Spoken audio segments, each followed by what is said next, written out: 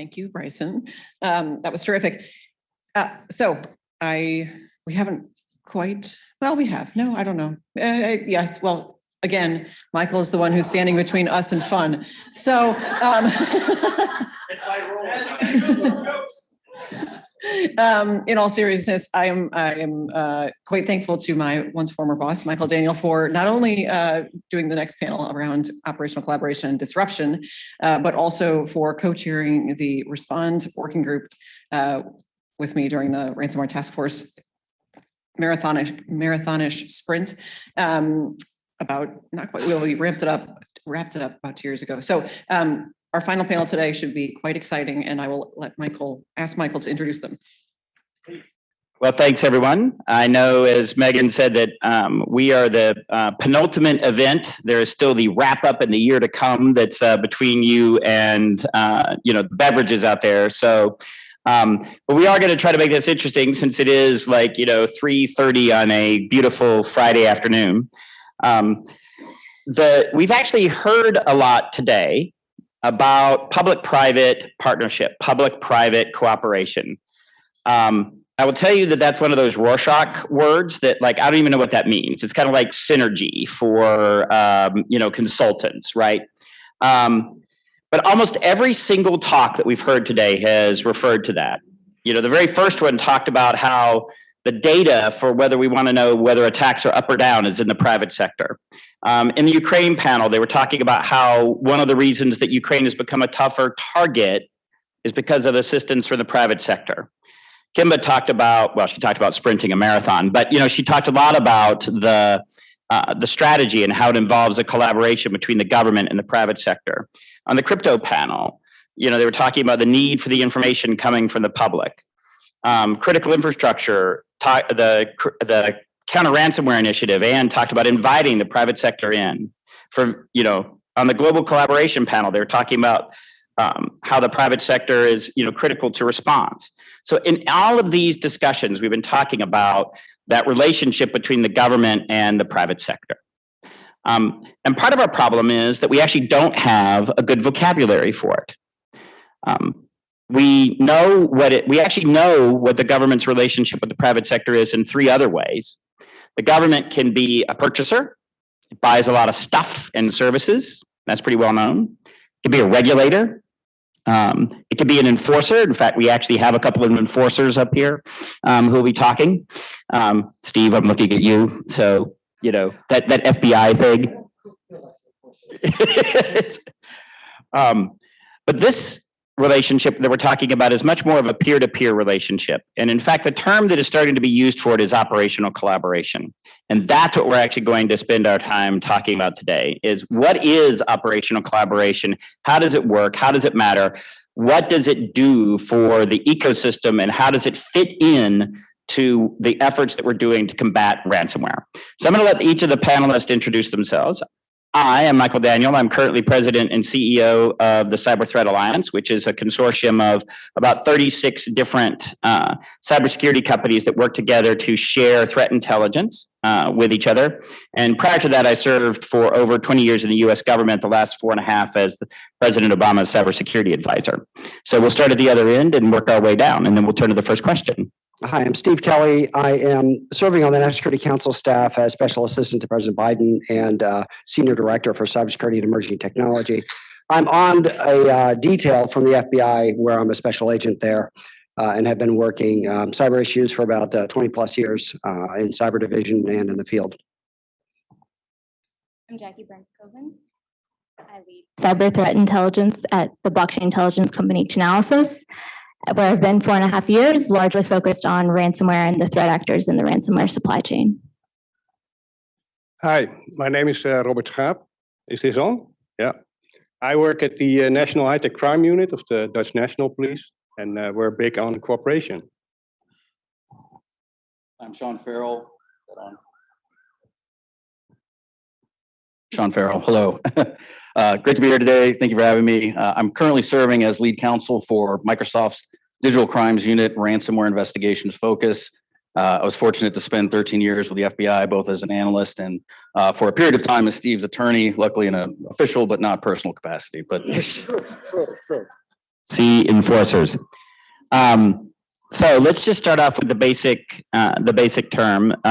What does operational collaboration mean?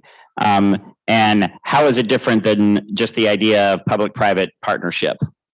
Anybody want to throw themselves on that one? I'd be happy to start. Yes. I'm sure Sean has a view. I think it's individuals with the ability and the will to act on a problem, getting together and creating more momentum, more speed, and more outcome than they could accomplish together. Sorry, individually. Yeah, I'd agree with that. And I would say also that what brings those people together is this underlying currency, not cryptocurrency, but I will talk about that, of intelligence and of trust. And that creates the basis for bidirectional sharing and iterative operations, because once an operation happens, it's not mission accomplished and over. You have to iterate with the threat actors. And so you may change dance partners within that operational circle, but that underlying trust and intelligence basis, it remains amongst the group. Quickly, I think it really comes down to moving beyond just information sharing for information sharing's sake, but actually setting out milestones, a path. What are you trying to accomplish, and how can you bring to bear the unique capabilities of whoever you're partnering with to accomplish that task? And I know we're going to talk about takedowns and ransomware. I'll hand it back over to you. So, I mean, I think one of the underlying concepts there is action, right? Sean, to your point, it's not just about sharing the information and maybe hoping that the other side does something with it, but it's actually working together to accomplish a goal, to achieve an outcome, and taking action and coordinating those actions in both space and time.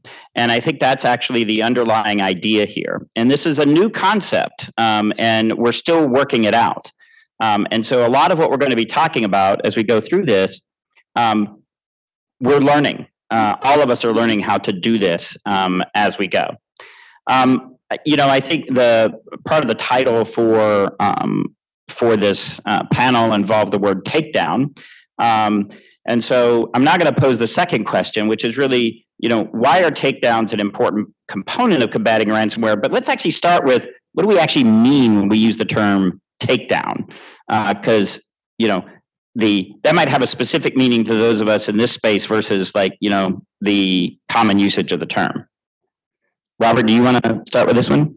Yes, thank you. Well, usually a takedown for law enforcement investigation is the end of this investigation action that you do, because you want to have the most impact as possible, stop victimization, and create some movement also to make attribution easier for other investigations. But yeah, well, the full-blown takedowns at the end of the investigations we've seen are effective up to a point.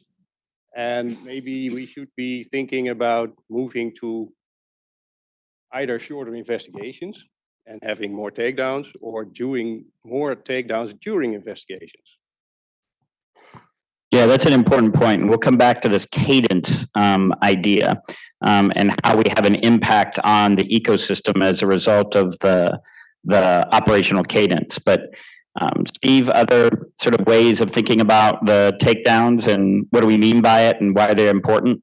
Yeah, I think traditionally a takedown would be a culmination, for instance, in the law enforcement space, as Robert was saying. If you're investigating a motorcycle gang and that is conducting illegal activity, I've been involved in some of those. And law enforcement officers gather from all around and stage in sites, and we're going to hit all these different locations and arrest a bunch of people and search. You're literally taking these people down and throwing them in the lockup. In the cyber area, it's not so simple. I mean, yes, ideally, at the end of an investigation, you'd identify the responsible actor or actors, get them into custody, prosecute them, and at the same time, do the things that need to be done: seize and collect evidence, take and forfeit money. And at the end, hopefully, there's not a lot left of the business model, but that is rarely the case. And so, the modern version is of a takedown is like anything that can set the actor back. And that might be taking infrastructure, taking domain names, taking money, other clever things, undermining trust, boxing them in, and because it's oftentimes the success at the end isn't getting them into custody, or if you're going to, that could take years in the making, and that cadence isn't going to get us there. Yeah, so Sean, I mean, Microsoft certainly has its fair share of takedowns that it's involved with. I would say that you've been a leader in figuring out how to use legal process to achieve goals. You want to talk about how it works from kind of the private sector point of view? Sure. Even though we're a small mom and pop shop from the Pacific Northwest, folks seem to use our products and services in a lot of places around the globe. And for good and for bad, we're fortunate to be actually able to bring to bear our own civil legal authorities to go after these bad actors. And our goals are, and there was reference to the Cobalt Strike takedown, which just took place a few weeks ago. We've been able to leverage our own civil authorities, typically under intellectual property rights violations, to take down primarily infrastructure. But we're expanding those efforts and want to focus more on things that Steve spoke about. How can we bring those unique authorities to bear, our unique visibility, data, threat intelligence, to go after not just the infrastructure, but the people in coordination with law enforcement, getting back to operational collaboration. How do we partner to bring the greatest impact against those actors? And also the money. Financial disruption has to be a key. And how do we do that? How do we partner with vendors like Chainalysis to understand that story? Where can we have that impact?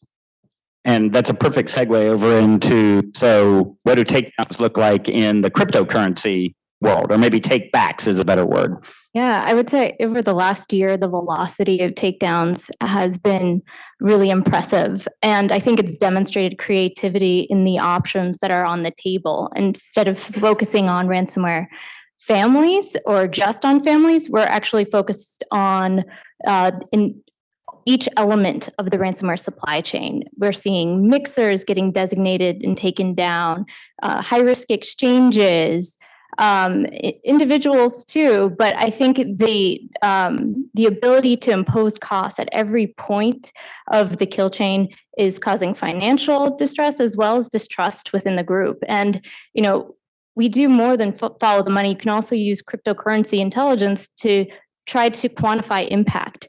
And it's been cited often today, but last year's decline in ransom payments, potentially 40% decline in ransom payments from the year prior, is in large part due to this friction that's being created from law enforcement, from regulators, from compliance officers, insurance, and private researchers. Yeah, so I think that, we're starting to hint at the way that the takedown operations have changed over the last few years. What we define as a takedown has expanded. We're being more creative in the use of that, and we're starting to change the nature of them as well, and recognize that it's not going to be the end necessarily, but waypoints along the way as you've got investigations going. I think one of the things that everyone agrees on, and this was it was referenced during Kiba's discussion about the national cyber strategy, is we need to increase the frequency and impact of takedowns. You actually heard Ann Newberger talk about how do we actually measure that? How do we measure the impact?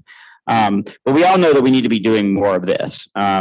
And we want the cadence of those operations to go up. In fact, we want the cadence of those operations to get to the point where they're not even news, right? That they're happening so frequently that, the reporters don't even bother reporting on them because they're just not even, they don't rise to the level of being news. So my question for my panelists is, how do we do that? How do we actually increase the frequency and impact of takedowns?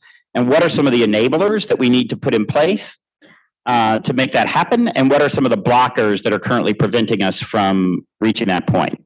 Steve, I can start with you on that. Yeah, so we took this problem on a bit in the World Economic Forum report, Partnership Against Cybercrime effort. I'm losing track of time a little bit. Maybe it was 3 years ago that we put that report out. But we were looking at the operational collaboration model to figure out, how could that be modernized and improved. And one of the challenges is that if as a private, actually probably occurs both sides, but I can speak for the law enforcement community. You might have an investigating, officer or agent that's working a case, but they may have 5 or 10 or 20 other cases, and so the level of pace of a particular case is bumping along. And on the private sector side, threat intel analysts and other folks, a lot of other things to do. What we need is to evolve it into more of the agile software development Scrum style, where pick a solvable problem, find the people that are interested in that and have the ability to act and have expertise and have information, and put them into a collaboration that is small, nimble, fast-paced, and focused. And we might be able to get there and kind of break the model of, well, it takes a 2-year investigation or a 2-year effort to get to an outcome, because we do need to be hitting at the speed of cyber. So I think developing that kind of a construct and achieving outcomes in 60 days, not 2 years, is where we need to get to. And I'm sure then the group is going to have some suggestions as to how we do that. Yeah, Robert, I know that the Dutch government has shown itself to be quite adept at many of these kinds of operations and working closely with your private sector. What's your experience in this area? Some of the enablers and blockers to doing more operational collaboration. Yes, thank you. Well, as the law enforcement, we want to cooperate with a lot of other partners to extend our reach, right? So we work with other law enforcement to bridge jurisdictional gaps and divide workload. And we want to work with private sector because they have an extreme large information position and expertise. But the more partners you have, the more coordination is needed. And usually more coordination means longer investigations. And longer investigations, and if you take the model of having a takedown at the end of an investigation, is not the way forward. So we should be thinking about ways of either shorter investigations, but more also focusing on the whole kill chain. So not only a ransomware act, but also all the facilitators in the middle, doing a takedown on them and doing a takedown on an initial access broker. And by that, just throwing sand in the machine, let's call it like that. Slowing them down up to a point that it's no longer useful. Yeah, and I think that's another way of thinking about this, right? Is that you're creating that friction, and we've heard that term several times. But the economic theory behind that is transactions costs, and we want to drive up those transaction costs as high as possible to drain the money out of the ransomware ecosystem. In fact, for any sociologist in the room, the actual question is not why there's not more ransomware actors out there, because it's such a good business model. Jackie, any thoughts on from your what are some of the enablers? What are some of the blockers to doing more operational collaboration? Yeah, I think I'll go back to a point that Wendy made earlier, that a lot of this is personality driven. And sadly, when people rotate out of positions in public sector and private sector, sometimes those connections are lost. And then you're starting at ground zero in terms of building that trust and that commitment and conviction that operational collaboration works is an important. Yeah. Sean, any perspective? I think one thing we need to strive for is greater, what I would call, alignment on prioritization of effort. There's a lot of folks in this space, as you can see in the room here, and there's a lot of great work being done on the investigative side by governments. But as Steve said, I like the model he said, but at the front end, are we focusing on the right targets? And if an agent has 20 cases, but he could be making greater progress on 2 cases that would drive a greater impact, and if you partnered with a company in this room to work on that, we could drive faster results, I think, and not be afraid to take those smaller disruptive actions before you've figured out the whole puzzle, as we were referring to. The puzzle is always going to be there. Can we take pieces and start to disrupt it in that way? So for Steve and Robert, what does the government need from the private sector in terms of operational collaboration? What do you see the private sector as bringing to the capabilities that you want to see in those actors that come to the table? It's insight and the ability to act, because the government doesn't have a monopoly on the ability to shape outcomes in cyberspace. It certainly doesn't have a monopoly on intelligence gathering and insight. So if I was to have an idea for an operational outcome involving some particular problem set, and I could shop that to a small group of trusted people to say, do you buy into this? And they say, yes, we buy into this. And I can have 5 or 10 key people jump into a cell around that. It would be people that work for companies that have the ability to pitch in when it comes to taking actions under their own authorities or enabling actions that perhaps law enforcement is able to do, or to bring knowledge. It could be that I know that this actor that facilitates this thing, this initial access broker, whoever it is this moniker who can help me with insights as to resolving that's a true name, or in Tor, where's this? There's a whole bunch of folks that have a lot of capabilities. You need to bring them together to get that outcome. And so those are the two pieces. To Jackie's point about some of this stuff being personality based, and it's ultimately a trust factor as to who you would be able to collaborate with. That's absolutely true. At core and it's probably is a factor for companies as well, sharing very sensitive information, some of which that may kind of implicate customers and such. For law enforcement, it's information that's been gathered through legal process or is coming from human sources. And so you need to have structures where you can tip and share pieces of that information and have the approval, the policies on your corporate side or on the government side to enable the individual that's in the collaboration to be able to share that information in a safe way, to be able to enable the work to go. That's the number one challenge for government, is being able to do that. But as the collaboration grows larger, you break the model. In a Slack channel with 1,000 people, you're going to share nothing. In a small collaboration with 5 to 10 people, of people you trusted and worked with before, you'll share almost anything. But policies and procedures and authorizations need to be in place so that the employees that are part of this aren't taking risks personally, because stuff happens, and so we need to protect the folks that are doing this, because it's a risk worth taking. Sure.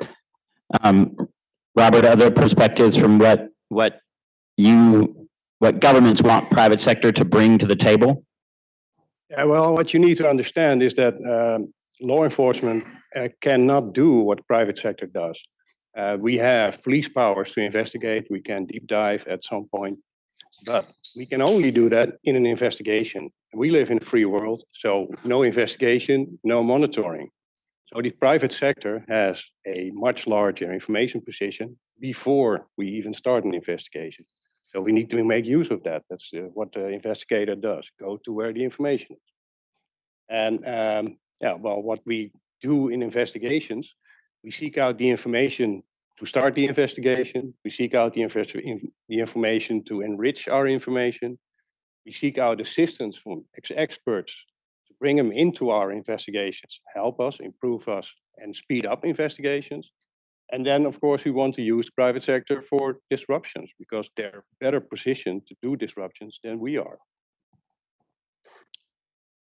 So I'm gonna flip this question around and go to my other 2 panelists. I do that. I'm gonna open it up to questions from the audience. So start thinking about your questions. So yeah. So I'm holding the microphone wrong, which is what Zoe and Bree are, signaling at me. So think about your questions that you want to ask. So let me flip the question around for Jackie and Sean of what does the private sector need the government to bring to the table if we're going to do effective operational collaboration? Okay, I'll start. I think first point, I know there's been a lot of talk today about some of the misconceptions about cryptocurrency and its use, its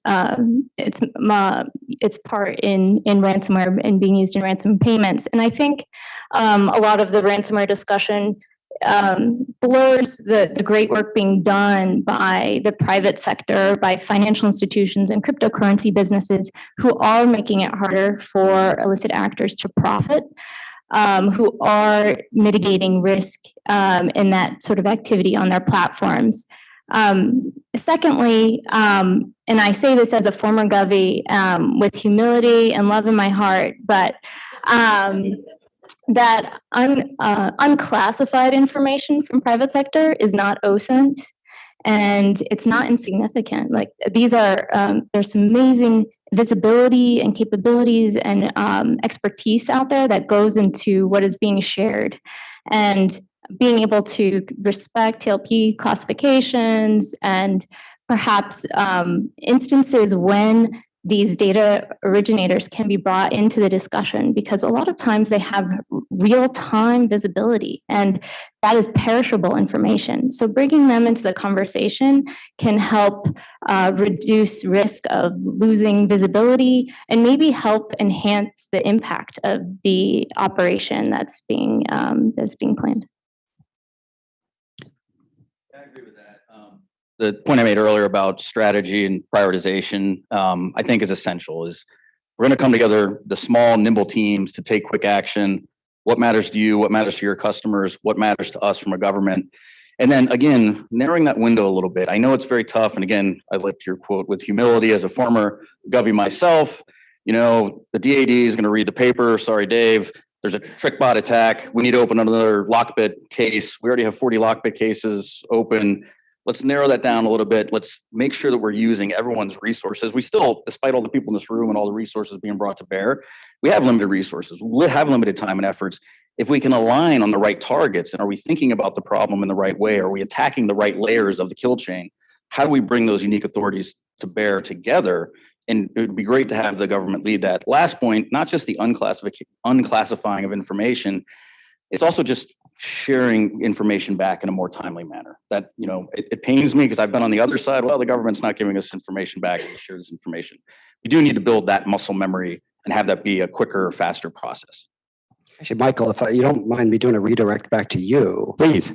What he suggested, which is on the prioritization side, how do we identify the right things worth targeting? And I know that your work with the Atlas program coming out of that WEF effort, you know, to the extent that that's got, you know, the right elements of the cybercrime ecosystem mapped in it and helping to identify where you can have maximum impact, I think that is certainly a source of inspiration for spawning new collaborations around key sensitive points in the ecosystem. Yeah, and I think, thanks, Steve. So the Atlas project that Steve referenced was actually something that was launched at the World Economic Forum's meeting in Davos back in January. It's this idea of creating multiple layers of views of the criminal ecosystem, an atlas of how the criminal ecosystem operates, and using that to help law enforcement and responsible governments around the world figure out how to lead that disruption.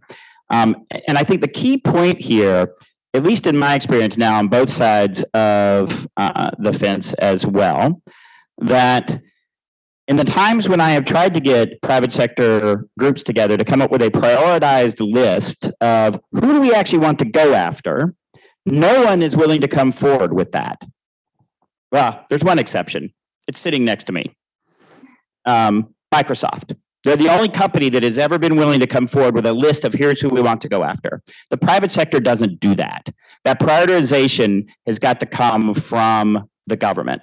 That leadership of saying this target, not that one, for today has got to be driven from the government side in order to actually make the operational collaboration function. All right, but we can open it up to questions from the audience. I see we got one back over there, Zoe. We should have music that we could play, like Zoe's walk-up music. So it's, you know.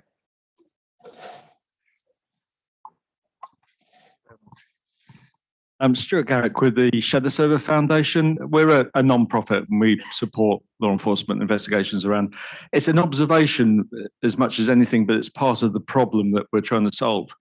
From my experience, I often see officers very bright coming out of university, going into law enforcement, doing maybe 5 years, getting trained up in the basics, and then moving into private sector. Taking a leaf out the Dutch book, they maintain contact with those people who've rotated through. It's a brilliant way to keep the trust going with people who have been on your team and have now moved into the private sector. We don't see that everywhere around the world. And that's a really strong thing that the Dutch have got in their favor, because they have a ready-made trust group of people in the private sector that have filtered through. It's something that could be adopted. And just a couple of other things from my perspective, working in law enforcement, with law enforcement, shall I say. The things that really help investigations are feedback from law enforcement. Nobody wants to throw stuff into a black hole and hear nothing back. It is credit where credit's due. If there's a takedown, there should be a note at the bottom of just a recognition, particularly for non-profits. That's how we keep relevant. And then the perennial problem of overclassification. I'm sure plenty of people have been in the room to see their own intelligence fed back to them the classification it didn't deserve to begin with. I've certainly seen that many times. And I think there is a tendency on the public side to overclassify information, which is pretty much universally known across the private sector. Just some points. Yeah, I will say that I still distinctly remember the day after I got my security clearance, sitting there looking at my first classified document, thinking, this is classified, and then picking up the Washington Post and being like, this is in the Post? Yeah, so any reactions to our friend from the Shadow Server Foundation? Any thoughts? Yeah, well, I can concur, Stu, that we have very good relationships with the private sector. We, as the NHTCU, we're more than 10 years old already. And some of our colleagues have left and joined the private sector. But those are also the best private sector partners we are working with. So trust is a big thing. I just realized I said unclassifying and not declassifying, so I feel terrible about that. So Yeah. My apologies to everyone. Sure, go ahead, Zoe. Thank you. Sharif Hashim. I'm the chair of the board of directors of FIRST, the Forum of Incident Response and Security Teams. I'd like to ask the panelists, first, thank you for sharing your experiences.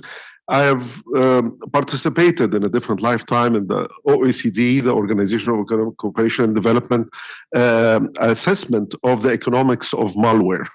And if you are to set, strategies and priorities on, where to attack and, where, the malicious actors are making money, I think to have evidence-based policy makes sense. Do you have experience with doing research? And what they did at the OECD, they commissioned research over a period of time to really assess what's happening across OECD countries. But that was, some time ago. Do you see something like this helping organizations or even at the global level to set priorities and, to see where it hurts, for the criminals to attack, and also to make sure that we attack, have a holistic approach for the ecosystem relating to ransomware? I'll open that up to the panelists, the idea of, how do we actually do that prioritization and how do we pick? This is part of what the Atlas project is designed to do, is to help give insight into that in terms of figuring out that prioritization. But other thoughts from the panelists? I think we've shown and need to do more, frankly, in work what I would call with the research community. We support the IST RTF, obviously. And so there's been great work done looking at the cybercrime payment ecosystem, the ransomware payment ecosystem. But yes, I think there's more we can and should be doing proactively with the research and academic community as part of this discussion about not just information sharing, but operational collaboration. And I think that can help with prioritization and possibly efficiencies, because rather than everybody else coming up with their own engineering solutions, if somebody has already mapped this malware and already knows what the signatures are, and we work together. One of the blockers can be is there could be your own business interests, and how do you balance that? So that can be the tough part. Yeah.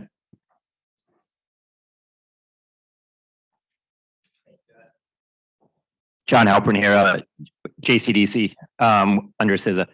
One of the feedbacks that we often get from our private industry partners is they want to share, but they're concerned about either the privacy or the liability, either to themselves personally, as was mentioned up there, or to their organization from sharing threat intelligence or similar indicators of compromise.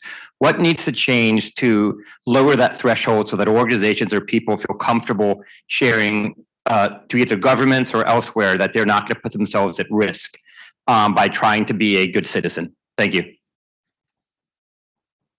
I mean, since the 2015 already covers civil damages liability for the types of information described in that. I think there's an education gap because we need Leonard. Where did he go? I think it's interesting because these laws. Are you saying we need to clone Leonard? We do, everybody. But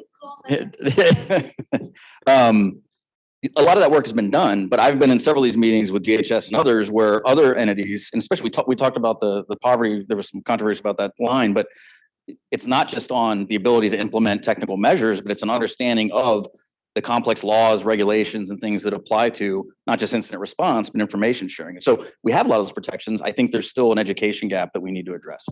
If I could throw on this 2015 thing, we sometimes hear about from our lawyers and other lawyers that while defensive measures are definitely covered under CISA 2015, the whole of the share may or may not receive protection, and it's evaluated on an individual basis depending on the situation. So they don't put a blanket coverage to share as will all the time. And that's where some of the confusion from what we hear from partners is. Thank you. Yeah. Amit, and then I think this may be the last question. We'll see. I appreciate the opportunity. And I think you touched upon it. So Amit, CEO and co-founder of Open Policy, formerly the head of cybersecurity policy for Intel. We see here throughout this day this tremendous progress on public-private partnership, but we're still using the same tools to facilitate the conversations. And I want to invite us as a group to think about the platforms on which we're having the conversations. Because to address these issues, to understand and educate at scale a lot of entities and individuals about the complexities of incident reporting current and future laws, we cannot be continuously using the same tools, which are conversations and law firms that are expensive. And I say that because I have 4 degrees, 3 of them in the law. And I myself am struggling, right, to understand these complex emerging concepts. So the questions, I think, for our wonderful experts here is, what can we learn and which technology solutions we can use, not to just address the cyber threat landscape, but to create the platform on which we want to have the conversations about these threats and the upcoming threats that are upon us. Yeah, so I mean, part of it might be retiring Lotus Notes finally from the government, but anyway, other thoughts from the panelists? I mean, that's a challenge. I think it keys into a couple of the comments here that this stuff's complicated, and there's only so many experts that really understand it, and some of the legal protections are already there, but it's quite inaccessible. Here we are in a major law firm. The capability exists here, but there are organizations that have something to contribute, and they have no idea.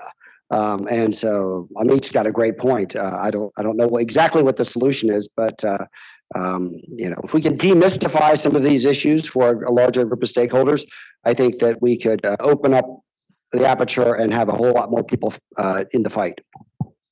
Yeah, and I think that's actually a good place for us to wrap it up.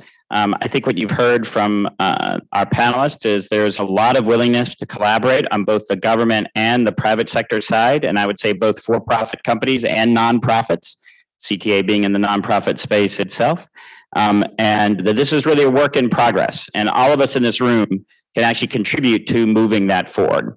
So with that, I would ask you to thank our panelists, and we will move to the last session of the day.